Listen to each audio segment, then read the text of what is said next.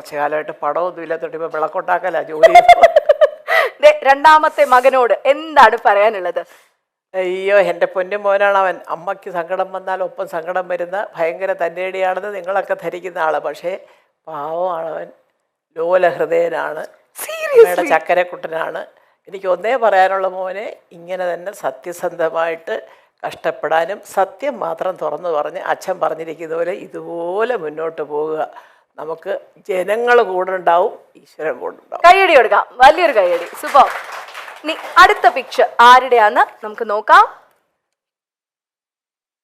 ഇന്ദ്രജിത്ത്, ആദ്യത്തെ മകൻ മല്ലിക ആന്റിന്റെ. അതെ, ഇന്ദ്രന് ഈ പറഞ്ഞിട്ടുണ്ട്. ഞങ്ങളുടെ ആദ്യത്തെ മകൻ എന്നുള്ളൊരു പരിഗണന ഒരു 3-3.5 വയസ്സ് വരെ കൊടുത്തു, പിന്നെയും കൊടുത്തു. പക്ഷെ അവൻ സമ്മതിക്കുന്നില്ല, അവന് പൃഥ്വിരാജ് മതി. അയ്യോ പാവം, അയ്യോ പാവം എന്ന് പറഞ്ഞ് ഇവർ തമ്മിലാണ് വലിയ കമ്പനി. ഞാനുമായിട്ട് പറയാത്ത പല കാര്യങ്ങളും അതുകൊണ്ട് ഇപ്പോഴും 50th ഇയറിൽ അമ്മയ്ക്ക് പറയാനുള്ളത്, അമ്മയുടെ കാലം കഴിഞ്ഞാലും ചേട്ടനും അനിയനും ഒറ്റക്കെട്ടായിട്ട് ഇതുപോലെ സ്നേഹിച്ചു പോകണം. മോന് രാജുവുണ്ട്, രാജുവിന് ഇന്ദ്രേട്ടനും ഉണ്ട്. ഇനി അടുത്ത പിക്ചർ മല്ലിക ആന്റി തന്നെയാണ്. സുപ്രിയ. അയ്യോ, നല്ലത് പറഞ്ഞില്ലേ, മിക്കവാറും തല്ല് കിട്ടും എനിക്ക് അല്ലേ? അതില്ല കേട്ടോ. അയ്യോ, ഇതുപോലെ ഒരു പെൺകുട്ടി വന്നില്ലായിരുന്നെങ്കിൽ രാജു എന്തൊരു സ്മാർട്ടാണെന്നറിയാം. കാരണം വേറെ കൊണ്ടല്ല, കുഞ്ഞിൻ്റെ പഠിത്ത കാര്യമാവട്ടെ, പ്രൊഡക്ഷൻ ആവട്ടെ, ഡിസ്ട്രിബ്യൂഷൻ ആവട്ടെ എന്ന് വേണ്ട. ഓഫ് കോഴ്സ് രാജു അതിൻ്റെയൊക്കെ ചെയ്യുന്നുണ്ടെങ്കിലും രാജുവിന് സമയം തികയുന്നില്ല. അയ്യോ, അതെന്റെ മോൻ തന്നെ. അത് ശരി, ആരാ സ്മാർട്ട്? എന്റെ മോൻ സ്മാർട്ടാ, അതാ കൂടെ വന്നത് ഭാര്യയായിട്ട്. അയ്യോ, അതാ ഞാൻ സത്യം. She is very smart. എല്ലാ കാര്യങ്ങളും ഒറ്റയ്ക്ക് മാനേജ് ചെയ്യാൻ മിടിക്കുക ആണ്. പക്ഷെ ഒരു കാര്യം പറഞ്ഞേ, സുപ്രിയ ഭയങ്കര പൊസസീവ് ആണെന്ന്. അതെ, അങ്ങനെ എങ്ങനെയാ തോന്നിയത് മല്ലിക? അങ്ങനെയല്ല, നമുക്കറിയാമല്ലോ. അപ്പോൾ ഞാൻ, എൻ്റെ ഭർത്താവ്, എൻ്റെ കുഞ്ഞ് എന്നൊക്കെ പറയുന്നത് അദ്ദേഹത്തിൻ്റെ ഒരു സാമ്രാജ്യമോ.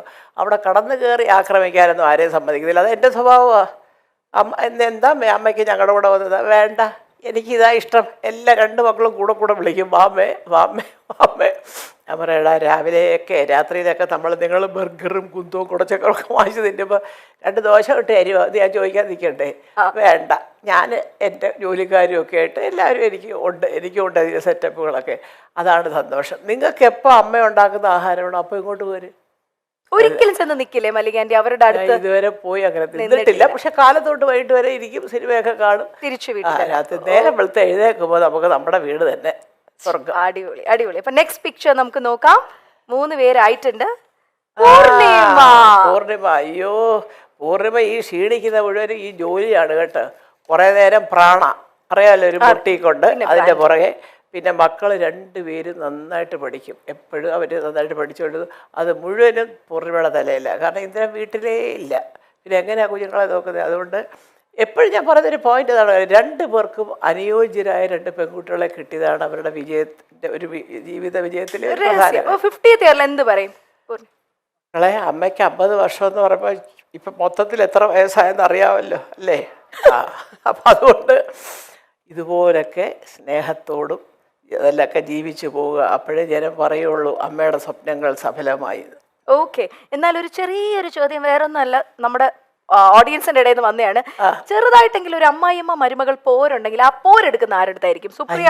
എനിക്കത് ഇഷ്ടമേ അല്ല. ഞാൻ എന്നെ കിട്ടത്തില്ല പോരിന്. ഞാൻ ഇവരുടെ കൂടെ താമസിക്കത്തില്ലല്ലോ.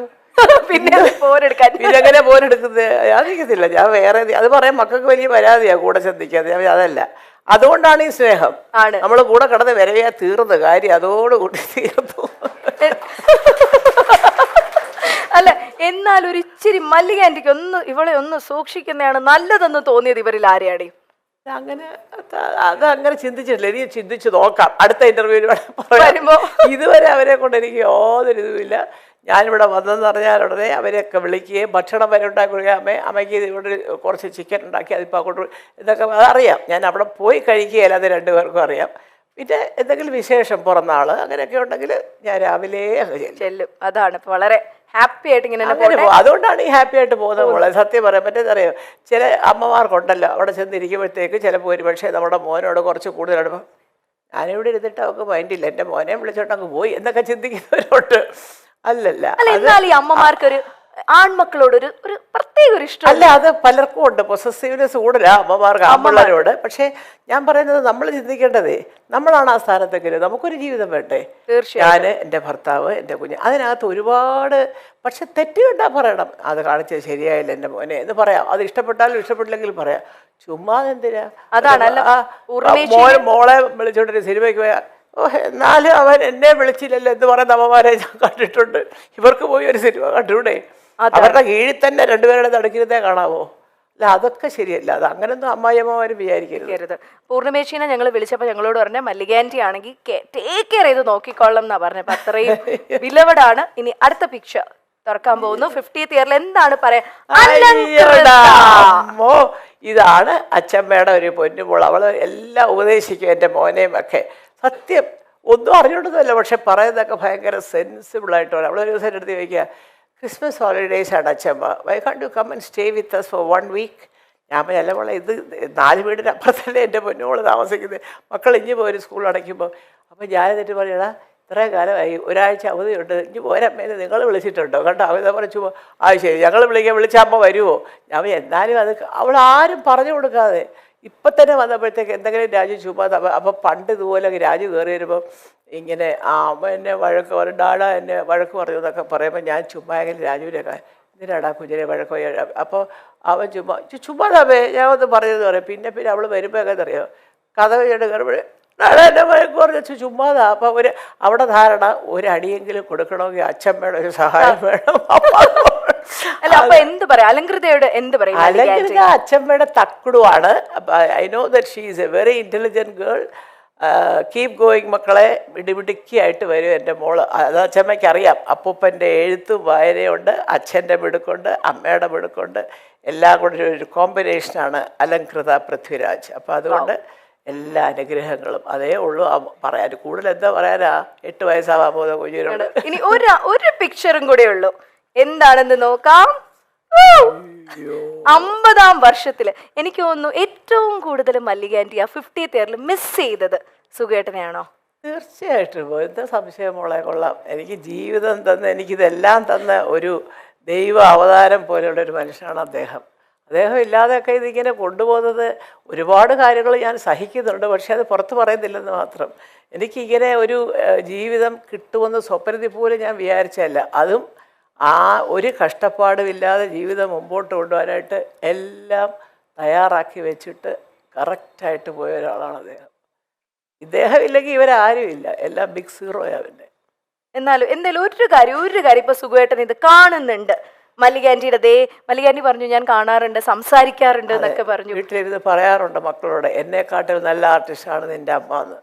അതുകൊണ്ടാണോ എന്നറിയില്ല, അതോ എപ്പോഴും പറയും എടപ്പാളുകാർ നേരത്തെ പോകും, 55 വയസ്സാണ് മാക്സിമം ആയുസ് എന്നൊക്കെ പറയും. ഏതായാലും എൻ്റെ സുഖേട്ടായി ഇത്രത്തോളം എത്തി ഉണ്ടായിരുന്നെങ്കിൽ എനിക്ക് എന്തൊരു ബലമായിരുന്നേനെ. അതൊന്ന് ആലോചിച്ച് നോക്കിയാൽ മതി അവിടെ ഇരുന്ന്. കേട്ടാ, ഞാൻ ഒന്നും പറയുന്നില്ല. Thank you. ഒരു വലിയ കൈയടി കൊടുക്കുകയാണ്. മനസ്സറിഞ്ഞ് തന്നെ മല്ലികാൻറ്റി നമ്മളോട് മനസ്സറിഞ്ഞ് ഇത് ചെയ്തിരിക്കുന്നു.